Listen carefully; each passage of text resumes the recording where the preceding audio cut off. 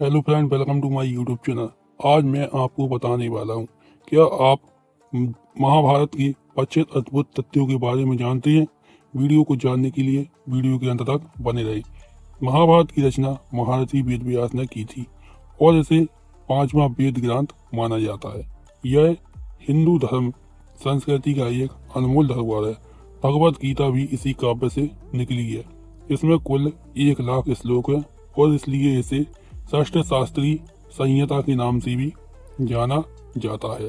महर्षि की रचना महर्षि वेद व्यास ने की थी और इसे पांचवा वेद ग्रंथ माना जाता है। महाभारत में पांडु के 5 पुत्रों और धृतराष्ट्र के 100 पुत्रों के बीच हुए शत्रुता से हम सभी परिचित हैं। इस शत्रुता से जुए के खेल में महत्वपूर्ण भूमिका निभाई और परिणाम स्वरूप पांडवों ने कौरवों के हाथों अपनी भूमि और अपनी पत्नी द्रौपदी को खो दिया। 13 वर्षों के वनवास के बाद जब पांडव लौटे तो दुर्योधन ने उन्हें उनकी आधी भूमि वापस कर देने से इनकार कर दिया, जिसके कारण कुरुक्षेत्र युद्ध हुआ। इसी युद्ध में भगवान कृष्ण ने अर्जुन को नैतिक उपदेश दिया, जिससे भगवत गीता के नाम से जाना जाता है। अंत में इस युद्ध में विजय प्राप्त करने के बाद पांडव अपने रिश्तेदारों की हत्या की अपराध बोध से ग्रस्त होकर ध्रुवीय पर्वतों की लंबी यात्रा पर निकल पड़े, जहां स्वर्ग द्वार बनाने वाले युधिष्ठिर का मार्ग में निधन हो गया। नीचे महाभारत के कुछ ऐसे अद्भुत तथ्य दिए गए हैं जिनके बारे में हम में से अधिकांश लोग अनजान हैं। पहला, महाभारत की रचना महर्षि वेद व्यास ने की थी और इसे भगवान गणेश ने इस शर्त के साथ लिखा था कि महर्षि वेद व्यास को लिखे जाने वाले श्लोक को निरंतर उच्चारण करना होगा। वेद व्यास ने यह भी शर्त रखी थी कि वे श्लोकों का अर्थ समझकर ही उच्चारण करेंगे, लेकिन गणेश जी ने उन्हें मन में व्याख्या किए बिना नहीं लिखी सकते। इस प्रकार पूरे महाकाव्य में कई बार वेद व्यास कठिन श्लोक बोलते हैं, जिनका अर्थ समझने में गणेश जी को समय लगता है और इस दौरान वेद व्यास विश्राम करती थी। दूसरा, वेद व्यास कोई नाम नहीं बल्कि वेदों का ज्ञान रखने वाले को दी जाने वाली उपाधि है। कृष्ण द्वीपायन से पहले 27 वेद थे। कृष्ण द्वीपायन 28 वेद व्यास थे, जिन्हें यह नाम इसलिए दिया गया क्योंकि उनका रंग भगवान कृष्ण की तरह गेहूं जैसा था और उनका जन्म एक द्वीप पर हुआ था। तीसरा, अजीब लेकिन सच है कि 10 अन्य गीताएं भी मौजूद है, जैसे व्याद गीता, अष्टवक्र गीता, पराशर गीता आदि। हालांकि श्री भगवत गीता शुद्ध और पूर्ण गीता है, जिसमें भगवान कृष्ण द्वारा दी गई जानकारी शामिल है।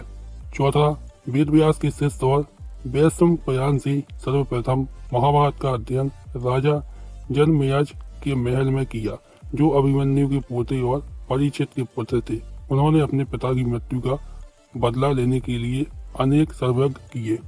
पांचवा, शांतनु भीष्म पितामह के पिता थे, जिनका विवाह गंगा से हुआ था। अगले जन्म में शांतनु महाभीष्म राजा बने और ब्रह्मा की सेवा में गए, जहां उन्होंने गंगा को देखा और उनकी ओर आकर्षित हो गए। ब्रह्मा ने उन्हें श्राप दिया और नरक में जाने को कहा। इसी कारण अगले जन्म में वे शांतनु के पुत्र राजा प्रदीप के रूप में जन्मे और उनका विवाह गंगा से हुआ। लेकिन गंगा ने शांतनु से यह वचन लिया था कि वे उनसे कभी कोई प्रश्न नहीं पूछेंगे। शांतनु इस वचन पर सहमत रहे। उन्हें 8 संतानें हुई, जिसमें से पहले 7 को गंगा ने नदी में विसर्जित कर दिया। उन्होंने कभी कोई प्रश्न नहीं पूछा, लेकिन जब गंगा अपने 8वें बच्चे को विसर्जन करने जा रही थी तो वे क्रोधित हो उठे और उनसे कारण पूछा। तब गंगा ने उन्हें उनके पिछले जन्म और भगवान ब्राह्मण के शाप के बारे में बताया। इसके बाद वह अपने 8वें बच्चे को लेकर चली गईं। छठवां, धर्म ग्रंथों के अनुसार 33 प्रमुख देवता हैं और उनमें से एक अष्टवासु है, जिनका जन्म शांतनु और गंगा के पुत्र के रूप में हुआ था। उनके 8वें पुत्र को भीष्म के नाम से भी जाना जाता था। सातवां, शांतनु का दूसरा विवाह निषाद की स्त्री सत्यवती से हुआ और उसने चित्रगंधा और विचित्रवीर नामक 2 संतानें हुई। चित्रगंध युद्ध में शहीद हो गई और उसके बाद विचित्रवीर राजा बने, जिन्होंने काशी की राजकुमारी अंबिका और अंबालिका से विवाह किया था। 8वां, महाभारत में विदुर यमराज के अवतार थे और धर्मशास्त्र एवं अर्थशास्त्र के महान विद्वान थे। ऋषि मांडव्य के शाप के कारण उन्हें मनुष्य के रूप में जन्म लेना पड़ा था। 9वां, कुंती ने अपने बचपन में ऋषि दुर्वासा की सेवा की थी। ऋषि दुर्वासा उनसे प्रभावित हुए और उन्होंने कुंती को एक जादुई मंत्र दिया, जिसकी सहायता से कुंती किसी भी देवता से संतान की कामना कर सकती थी। इसलिए विवाह से पहले उन्होंने सूर्यदेव से संतान की कामना की और कर्ण का जन्म हुआ। 10वां, ऋषि किंदम के श्राप के कारण पांडु ने अपना राज्य त्याग दिया और सन्यासी बन गए। कुंती और माद्री भी उनके साथ वन में रहने लगे, जहाँ दुर्वासा के मंत्र से धर्मराज युधिष्ठिर का जन्म हुआ। इसी प्रकार वायुदेव से भीम और इंद्र के अंश से अर्जुन का जन्म हुआ। कुंती ने वह मंत्र माद्री को दिया और सहदेव और नकुल का जन्म हुआ। 11वां, फिर उसने 2 साल तक घी से भरे बर्तन रखे और पहले बर्तन से दुर्योधन का जन्म हुआ। उसी दिन भीम का और फिर बाकी सबका जन्म के बाद दुर्योधन गधे की तरह रोने लगा, जिससे गिद्ध को और कौवे शोर मचाने लगे। विदुर ने धृतराष्ट्र से दुर्योधन को मारने को कहा, क्योंकि वह उनके परिवार को नष्ट कर देगा, लेकिन अपने बच्चे के प्रेम के कारण वह ऐसा नहीं कर सका। दुर्योधन का असली नाम सुयोधन था। 12वां, सब जानते हैं कि महाभारत में दुर्योधन ने शतरंज में जीत हासिल की और युधिष्ठिर से द्रौपदी को अपनी बाईं जांग पर बैठने के लिए कहा। इसी कारण वह खलनायक के रूप में जाना जाता है। लेकिन उस समय पत्नी को पुरुष की बाईं जांग या बाईं ओर बैठने की अनुमति दी जाती थी और दाईं जांग पर दाईं ओर पुत्रियों के लिए आरक्षित होती थी। 13वां, आमतौर पर लोग 6 फलकों वाले पासे के बारे में जानते हैं। आश्चर्य की बात यह है कि जिस पासे से शकुनी ने शतरंज के खेल में पांडवों को हराया था, उसके फलक थे और वह पासा किस चीज से बना था यह कोई नहीं जानता था। 14वां, कहा जाता है कि महाभारत धर्म का उपदेश देता है और कई लोग इसे सत्य या असत्य से भी जोड़ते हैं, लेकिन महाभारत में कहीं भी सत्य या असत्य को परिभाषित नहीं किया गया है। महाभारत में लोगों का प्रत्येक कार्य उनकी परिस्थितियों पर निर्भर करता है।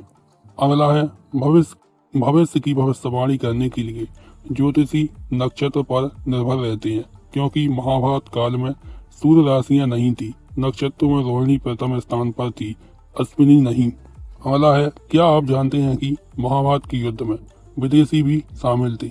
असली युद्ध केवल पांडवों और कौरवों के बीच ही नहीं था, रोम और ग्रीस की सेनाएं भी इसमें शामिल थीं। अगला यह भी माना जाता है कि चक्रव्यूह के 7 महारथी अभिमन्यु की मृत्यु का कारण थे, लेकिन यह पूर्ण सत्य नहीं है। अभिमन्यु ने दुर्योधन के पुत्र, जो 7 भारतीय योद्धाओं में से एक था, उसकी हत्या कर दी थी। इससे क्रोधित होकर दुशासन ने अभिमन्यु की हत्या कर दी थी। 18वां, क्या आप जानते हैं कि अर्जुन को इंद्रलोक की अप्सरा उर्वशी ने श्राप दिया था, क्योंकि उन्होंने उर्वशी को माता कहकर संबोधित किया था और कहा था कि वे नपुंसक हो जाएंगे। इस पर भगवान इंद्र ने अर्जुन से कहा कि यह श्राप 1 वर्ष की वनवास के दौरान सिद्ध होगा और उस अवधि के बाद भी अपनी मर्दानगी पुनः प्राप्त कर सकेंगे। महाभारत में पांडवों ने 12 वर्ष वनवास बिताने के बाद 13वां वर्ष विराट राजा के दरबार में गुप्त रूप से बिताया था। अर्जुन ने इस श्राप का उपयोग किया और वह नल्ला नाम की नपुंसक के रूप में जीवन व्यतीत किया था। इस लिस्ट में अगला है, भगवान कृष्ण ने अर्जुन को उनकी अधूरे वरदान की याद दिलाई। अर्थात जब वे वन में रह रहे थे तब अर्जुन ने दुर्योधन का जीवन बचाया था और कहा था कि वे उचित समय पर वरदान मांगेंगे। इसलिए अर्जुन दुर्योधन के पास गए और भीष्म द्वारा उच्चारित 5 स्वर्ण बाण मांगे और घोषणा की कि इन्हें बाणों की सहायता से पांडवों का वध हुआ था।